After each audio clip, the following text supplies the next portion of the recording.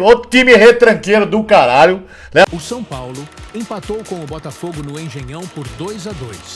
Embora seja bom o empate fora de casa, o resultado acabou não agradando boa parte dos são paulinos porque a equipe tricolor estava na frente.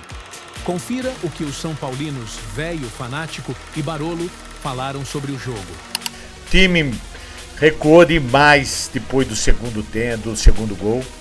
Entrou pro segundo tempo para tomar a bafa e não deu outra. O Botafogo conseguiu empatar.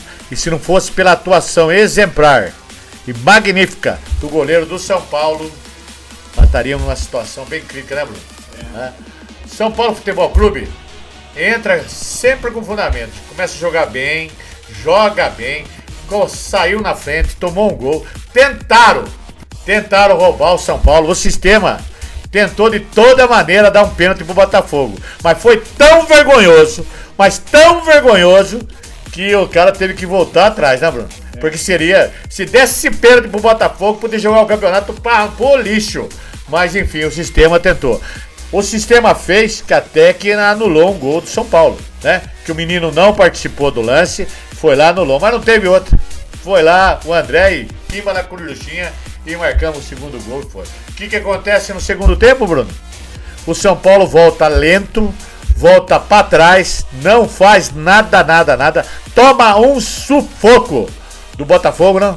Toma um sufoco do Botafogo. O time retranqueiro do caralho, né? Seu time retrancou porque é ordem do técnico, né, Bruno? Técnico faz mudanças erradas, né? Certo? O Luciano entrou morto, né? Troca um lateral, põe outro, põe aqui, puxa lá. O técnico lazarento, rapaz. São Paulo tinha chance de sair com a primeira vitória no Campeonato Brasileiro. E nós saímos com empate. E não foi derrota, Bruno, porque o nosso goleiro, o Rafael, salvou em 4 oportunidades. 4. O São Paulo entrou em campo com 11 jogadores hoje, porque o calça apertada lá, o Tarzan, colocou o Matheus Alves no meio de campo. Não que ele tenha feito uma grande partida, mas povoou o meio de campo ali, né? Jogamos 11 contra 11 no começo do jogo. Aí o São Paulo consegue fazer 1-0, toma um empate, faz 2-1. E no segundo tempo o jogo está controlado.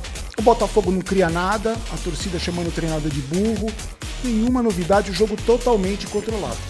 Aí vem o treinador de time pequeno, que muitos defendem ainda, tira o Matheus Alves e coloca o Luciano. A tchutchuca do Luciano não pode ficar um jogo sem colocar o Luciano para jogar. O Luciano entra em campo, com 10 segundos que ele está em campo, ele perde uma bola, o jogador do Botafogo domina na entrada da área, chuta, o Rafael faz uma defesa. A partir do momento que o Luciano entrou, pode reparar, o São Paulo acabou. O São Paulo acabou. O treinador chama o Botafogo para cima, o Rafael faz milagres, porque senão tinha sido uns 4 depois que o... Essa é a verdade, gente. Tinha sido uns 4 depois que o Luciano entrou. E aí ele se machuca e não sai. O São Paulo não perdeu o jogo de milagre, gente. Não perdeu o jogo de milagre. Agora, a culpa é da torcida? Porque parece que estão culpando a torcida aí, né? A torcida que é a culpada disso. Vamos falar com calma desse jogo aí. Mais um empate, um resultado péssimo. O São Paulo que podia ter saído com a vitória. Se tivesse um treinador que tivesse a mínima noção do que é o São Paulo. Se tivesse um treinador que não fosse refém de jogador, que não fosse tchutchuca de jogador. Se tivesse um diretor de futebol